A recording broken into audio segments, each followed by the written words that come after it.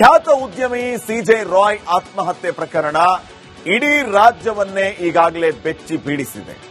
ಈ ಒಂದು ಆತ್ಮಹತ್ಯೆಯ ಹಿಂದೆ ರಾಜಕಾರಣದ ಸದ್ದು ಈಗ ಜೋರಾಗಿ ಕೇಳಿ ಬರ್ತಾ ಇದೆ.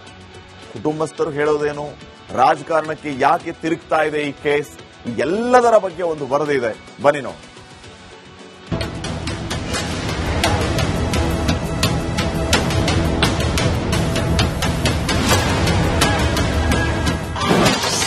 ಖ್ಯಾತ ಉದ್ಯಮಿ ಸಿಜೆ ರಾಯ್ ಆತ್ಮಹತ್ಯೆ ಪ್ರಕರಣ. ಲಾಕರ್ ತೆಗೆ ಎಂದಿದ್ದಕ್ಕೆ ದುಡ್ಡಿನ ದಣಿ ಸೂಸೈಡ್. ಕಾನ್ಫಿಡೆಂಟ್ ಗ್ರೂಪ್ ಅಧ್ಯಕ್ಷ ಡಾಕ್ಟರ್ ಸಿಜೆ ರಾಯ್ ಪ್ರಕರಣ ದಿನಕ್ಕೊಂದು ತಿರುವನ್ನ ಪಡಿತಾ ಇದೆ. ಪ್ರಾಥಮಿಕ ತನಿಖೆಯಲ್ಲಿ ಇದು ಆತ್ಮಹತ್ಯೆ ಅನ್ನೋದು ದೃಢಪಟ್ಟಿದ್ದರೂ ಸಾವಿನ ಹಿಂದಿರುವ ಕಾರಣಗಳು ಮಾತ್ರ ಇನ್ನೂ ನಿಗೂಢವಾಗಿಯೇ ಇದೆ. ಈ ಬೆನ್ನಲ್ಲೇ ಪೊಲೀಸರು ರಾಯ್ ಮೊಬೈಲ್ ಫೋನ್ ಅನ್ನು ವಶಪಡಿಸಿಕೊಂಡಿದ್ದು ಸಾವಿನ ರಹಸ್ಯ ಭೇದಿಸಲು ಮುಂದಾಗಿದ್ದಾರೆ. ಲಾಕರ್ ವಿಷಯ ಎತ್ತುತ್ತಿದ್ದಂತೆಯೇ ಬೆವರಿದ ರಾಯ್. ಸಿಜೆ ರಾಯ್ ಗಟ್ಟಿಗುಂಡಿಗೆ ಮನುಷ್ಯ, ಯಾರಿಗೂ ತಲೆ ಕೆಡಿಸಿಕೊಳ್ಳದೆ ದೊಡ್ಡ ಸಾಮ್ರಾಜ್ಯ ಕಟ್ಟಿದಂತ ಬುದ್ಧಿವಂತ ಉದ್ಯಮಿ. ಆದರೆ ಅಧಿಕಾರಿಗಳು ಒಂದು ಲಾಕರ್ ತೆಗೆ ಎಂದಿದ್ದಕ್ಕೆ ರಾಯ್ ಅಂತೆ. ಲಾಕರ್ ಹಿಂದಿನ ಕಹಾನಿ. ಐಟಿ ರೇಡ್ ವೇಳೆ ಆ ಅಸಲಿ ಘಟನೆ ಆದ್ರೂ ಏನು ಅನ್ನೋದೇ ನಿಗೂಢ. ಅಧಿಕಾರಿಗಳ ಒಂದೇ ಒಂದು ಮಾತು ಕೇಳಿ ರಾಯ್ ಬೆವರಿದ್ರಂತೆ.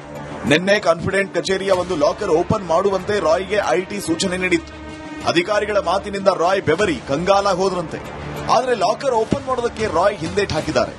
ಕ್ಯಾಬಿನ್ಗೆ ಹೋಗಿ ಬರ್ತೀನಿ ಅಂತ ಹೋದ ರಾಯ್ ಲಾಕರ್ ಓಪನ್ ಮಾಡದೆ ಸೂಸೈಡ್ ಮಾಡಿಕೊಂಡ್ರಂತೆ.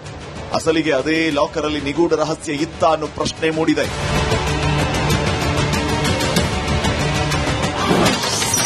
ಐಟಿ ಬಗ್ಗೆ ಸೊಲ್ಲೆತ್ತಲಿಲ್ಲ ಎಂಡಿ ಜೋಸೆಫ್.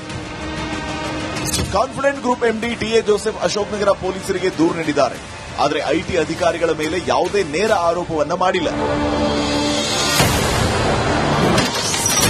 ನಾನು ಟಿಎ ಜೋಸೆಫ್, ಕಾನ್ಫಿಡೆಂಟ್ ಗ್ರೂಪ್ನ ಮ್ಯಾನೇಜಿಂಗ್ ಡೈರೆಕ್ಟರ್ ಆಗಿರುತ್ತೇನೆ. ಮಧ್ಯಾಹ್ನ ಸುಮಾರು 3 ಗಂಟೆಗೆ ಡಾಕ್ಟರ್ ರಾಯ್ ಸಿಜೆ ಅವರು ನನ್ನೊಂದಿಗೆ ಬೆಂಗಳೂರಿನ ಲ್ಯಾಂಗ್ಫೋರ್ಡ್ ರಸ್ತೆಯಲ್ಲಿರುವ ನಮ್ಮ ಕಚೇರಿಗೆ ಬಂದರು. ಅವರು ಆದಾಯ ತೆರಿಗೆ ಇಲಾಖೆಗೆ ಹೇಳಿಕೆ ನೀಡಲು ಬಂದಿದ್ದರು ಮತ್ತು ನಂತರ ತಮ್ಮ ಕ್ಯಾಬಿನ್ಗೆ ಹೋದರು. ಸ್ವಲ್ಪ ಸಮಯದ ನಂತರ ಅವರು ತಮ್ಮ ತಾಯಿಯೊಂದಿಗೆ ಮಾತನಾಡಬೇಕು ಅಂತ ನನಗೆ ತಿಳಿಸಿದ್ರು. ಹಾಗಾಗಿ ನಾನು ಹೊರಗೆ ಬಂದೆ. 10 ನಿಮಿಷಗಳ ನಂತರ ಕ್ಯಾಬಿನ್ ಬಳಿ ಹೋಗಿ ಬಾಗಿಲು ತಟ್ಟಿದೆ. ಯಾವುದೇ ಪ್ರತಿಕ್ರಿಯೆ ಬರಲಿಲ್ಲ.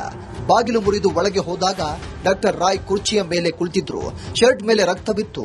ದೇಹ ತಣ್ಣಗಾಗಿತ್ತು.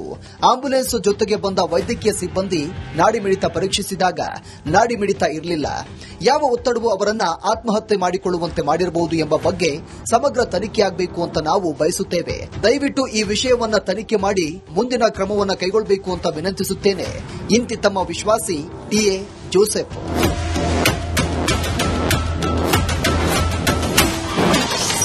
ಐಟಿ ಮೇಲೆ ಆರೋಪ ಮಾಡಿದ್ದ ರಾಯ್ ಅಣ್ಣ. ನನಗೆ ಪ್ರೆಷರ್ ಇದೆ ಇನ್ಕಮ್ ಟ್ಯಾಕ್ಸ್ ಇಂದ, ನೀನು ಯಾವಾಗ ವಾಪಸ್ ಬರ್ತೀಯ ಅಂದ್ರು. ನಾನು ಇವತ್ತು ಸಂಜೆ 7 ಗಂಟೆಗೆ ಬರ್ತೀನಿ ಅಂತ ಹೇಳಿದೆ. ಬಟ್ ಅಷ್ಟರಲ್ಲಿ ಅವರಿಲ್ಲ, ಹೋಗಿದ್ದಾರೆ. ಏನ್ ಪ್ರೆಷರ್ ಅಂತ ಏನು ಹೇಳಲಿಲ್ಲ. ಬಾ ಮಾತಾಡೋಣ ಅಂತ ಹೇಳಿದ್ರು. ಅದು ಏನು ಅಂತ ನನಗೂ ಗೊತ್ತಿಲ್ಲ. ಐಟಿ ಆಫೀಸರ್ಸ್ ಹರಾಸ್ಮೆಂಟ್ ನಡೀತಾ ಇದೆ ಅಂತ ನನಗೆ 3 ದಿವಸದಿಂದ ಹೇಳ್ತಾರೆ. 1 ತಿಂಗಳಿಂದ ಹೇಳ್ತಾ ಇದ್ದಾರೆ. 1 ತಿಂಗಳಿಂದ ಹೇಳ್ತಾ ಇದ್ದಾರೆ. ಹೌದು. ಯಾಕಂದ್ರೆ ಅದು ಡಿಸೆಂಬರ್ 3ನೇ ತಾರೀಕಿಂದ 6ನೇ ತಾರೀಕುವರೆಗೆ ಇದ್ರು. ಅವರು ಡಾಕ್ಯುಮೆಂಟ್ಸ್ ಕಲೆಕ್ಟ್ ಮಾಡಿದ್ದಾರೆ. ಮೊನ್ನೆ ಇನ್ವೆಸ್ಟಿಗೇಷನ್ಗೆ ಅಂತ ಕರೆಸ್ಕೊಂಡಿದ್ದಾರೆ. ಆಗ ಏನ್ ಟೆನ್ಷನ್ ಆಗಿದೆ ಅಂತ ನಂಗೆ ಗೊತ್ತಿಲ್ಲ. ರಾಯ್ ಬಳಿ ಪಿಸ್ತೂಲ್ ಇದ್ದದ್ದು ಐಟಿ ಅಧಿಕಾರಿಗಳ ಗಮನಕ್ಕೆ ಬರಲಿಲ್ವಾ?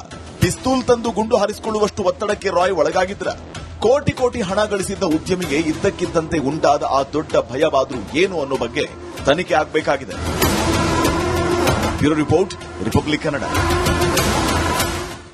ಖ್ಯಾತ ಉದ್ಯಮಿ ಸಿಜೆ ರಾಯ್ ಆತ್ಮಹತ್ಯೆ ಪ್ರಕರಣ ಇಡೀ ರಾಜ್ಯವನ್ನೇ ಈಗಾಗಲೇ ಬೆಚ್ಚಿ ಬೀಳಿಸಿದೆ. ಈ ಒಂದು ಆತ್ಮಹತ್ಯೆಯ ಹಿಂದೆ ರಾಜಕಾರಣದ ಸದ್ದು ಈಗ ಜೋರಾಗಿ ಕೇಳಿ ಬರ್ತಾ ಇದೆ. ಕುಟುಂಬಸ್ಥರು ಹೇಳೋದೇನು, ರಾಜಕಾರಣಕ್ಕೆ ಯಾಕೆ ತಿರುಗ್ತಾ ಇದೆ ಈ ಕೇಸ್, ಎಲ್ಲದರ ಬಗ್ಗೆ ಒಂದು ವರದಿ ಇದೆ, ಬನ್ನಿ ನೋಡಿ.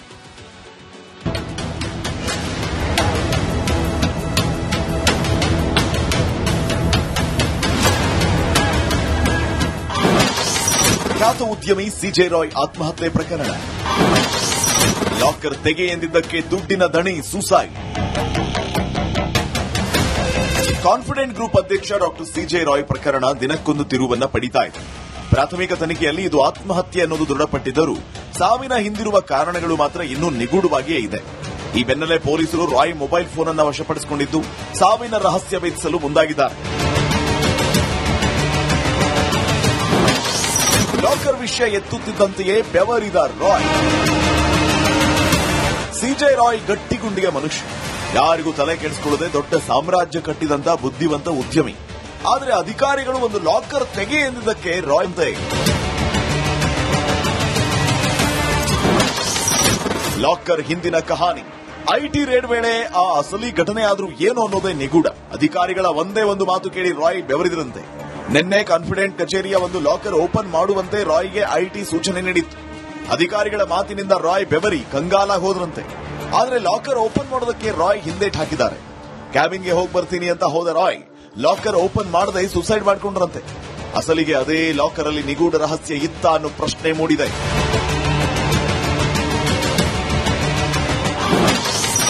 ಐಟಿ ಬಗ್ಗೆ ಸೊಲ್ಲೆತ್ತಲಿಲ್ಲ MD Joseph. Confident group MD TA Joseph Ashok Nagar ಪೊಲೀಸರಿಗೆ ದೂರು ನೀಡಿದ್ದಾರೆ. ಆದರೆ ಐಟಿ ಅಧಿಕಾರಿಗಳ ಮೇಲೆ ಯಾವುದೇ ನೇರ ಆರೋಪವನ್ನ ಮಾಡಿಲ್ಲ. ನಾನು ಟಿಎ ಜೋಸೆಫ್ ಕಾನ್ಫಿಡೆಂಟ್ ಗ್ರೂಪ್ನ ಮ್ಯಾನೇಜಿಂಗ್ ಡೈರೆಕ್ಟರ್ ಆಗಿರುತ್ತೇನೆ. ಮಧ್ಯಾಹ್ನ ಸುಮಾರು 3 ಗಂಟೆಗೆ ಡಾಕ್ಟರ್ ರಾಯ್ ಸಿಜೆ ಅವರು ನನ್ನೊಂದಿಗೆ ಬೆಂಗಳೂರಿನ ಲ್ಯಾಂಗ್ಫೋರ್ಡ್ ರಸ್ತೆಯಲ್ಲಿರುವ ನಮ್ಮ ಕಚೇರಿಗೆ ಬಂದರು. ಅವರು ಆದಾಯ ತೆರಿಗೆ ಇಲಾಖೆಗೆ ಹೇಳಿಕೆ ನೀಡಲು ಬಂದಿದ್ದರು ಮತ್ತು ನಂತರ ತಮ್ಮ ಕ್ಯಾಬಿನ್ಗೆ ಹೋದರು.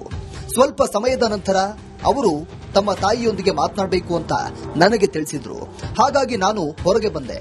10 ನಿಮಿಷಗಳ ನಂತರ ಕ್ಯಾಬಿನ್ ಬಳಿ ಹೋಗಿ ಬಾಗಿಲು ತಟ್ಟಿದೆ. ಯಾವುದೇ ಪ್ರತಿಕ್ರಿಯೆ ಬರಲಿಲ್ಲ. ಬಾಗಿಲು ಮುರಿದು ಒಳಗೆ ಹೋದಾಗ ಡಾಕ್ಟರ್ ರಾಯ್ ಕುರ್ಚಿಯ ಮೇಲೆ ಕುಳಿತಿದ್ರು. ಶರ್ಟ್ ಮೇಲೆ ರಕ್ತವಿತ್ತು. ದೇಹ ತಣ್ಣಗಾಗಿತ್ತು. ಆಂಬ್ಯುಲೆನ್ಸ್ ಜೊತೆಗೆ ಬಂದ ವೈದ್ಯಕೀಯ ಸಿಬ್ಬಂದಿ ನಾಡಿ ಮಿಡಿತ ಪರೀಕ್ಷಿಸಿದಾಗ ನಾಡಿ ಮಿಡಿತ ಇರಲಿಲ್ಲ. ಯಾವ ಒತ್ತಡವೂ ಅವರನ್ನ ಆತ್ಮಹತ್ಯೆ ಮಾಡಿಕೊಳ್ಳುವಂತೆ ಮಾಡಿರಬಹುದು ಎಂಬ ಬಗ್ಗೆ ಸಮಗ್ರ ತನಿಖೆಯಾಗಬೇಕು ಅಂತ ನಾವು ಬಯಸುತ್ತೇವೆ. ದಯವಿಟ್ಟು ಈ ವಿಷಯವನ್ನ ತನಿಖೆ ಮಾಡಿ ಮುಂದಿನ ಕ್ರಮವನ್ನು ಕೈಗೊಳ್ಳಬೇಕು ಅಂತ ವಿನಂತಿಸುತ್ತೇನೆ. ಇಂತಿ ತಮ್ಮ ವಿಶ್ವಾಸಿ ಟಿಎ ಜೋಸೆಫ್.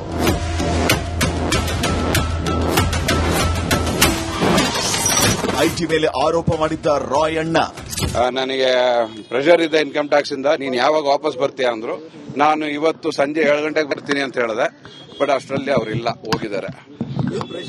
ಏನ್ ಪ್ರೆಷರ್ ಅಂತ ಏನು ಹೇಳಲಿಲ್ಲ. ಬಾ ಮಾತಾಡೋಣ ಅಂತ ಹೇಳಿದ್ರು. ಅದು ಏನು ಅಂತ ನನಗೂ ಗೊತ್ತಿಲ್ಲ. ಐಟಿ ಆಫೀಸರ್ಸ್ ಹರಾಸ್ಮೆಂಟ್ ನಡೀತಾ ಇದೆ ಅಂತ ನನಗೆ 3 ದಿವಸದಿಂದ ಹೇಳ್ತಾರೆ. 1 ತಿಂಗಳಿಂದ ಹೇಳ್ತಾ ಇದ್ದಾರೆ. 1 ತಿಂಗಳಿಂದ ಹೇಳ್ತಾ ಇದ್ದಾರೆ. ಹೌದು. ಯಾಕಂದ್ರೆ ಅದು ಡಿಸೆಂಬರ್ 3ನೇ ತಾರೀಕಿಂದ 6ನೇ ತಾರೀಕುವರೆಗೆ ಇದ್ರು. ಅವರು ಡಾಕ್ಯುಮೆಂಟ್ಸ್ ಕಲೆಕ್ಟ್ ಮಾಡಿದ್ದಾರೆ. ಮೊನ್ನೆ ಇನ್ವೆಸ್ಟಿಗೇಷನ್ಗೆ ಅಂತ ಕರೆಸ್ಕೊಂಡಿದ್ದಾರೆ. ಆಗ ಏನ್ ಟೆನ್ಷನ್ ಆಗಿದೆ ಅಂತ ನಂಗೆ ಗೊತ್ತಿಲ್ಲ. ರಾಯ್ ಬಳಿ ಪಿಸ್ತೂಲ್ ಇದ್ದದ್ದು ಐಟಿ ಅಧಿಕಾರಿಗಳ ಗಮನಕ್ಕೆ ಬರಲಿಲ್ವಾ? ಪಿಸ್ತೂಲ್ ತಂದು ಗುಂಡು ಹಾರಿಸಿಕೊಳ್ಳುವಷ್ಟು ಒತ್ತಡಕ್ಕೆ ರಾಯ್ ಒಳಗಾಗಿದ್ರ? ಕೋಟಿ ಕೋಟಿ ಹಣ ಗಳಿಸಿದ್ದ ಉದ್ಯಮಿಗೆ ಇದ್ದಕ್ಕಿದ್ದಂತೆ ಉಂಟಾದ ಆ ದೊಡ್ಡ ಭಯವಾದ್ರೂ ಏನು ಅನ್ನೋ ಬಗ್ಗೆ ತನಿಖೆ ಆಗಬೇಕಾಗಿದೆ. Bureau report, republic Kannada.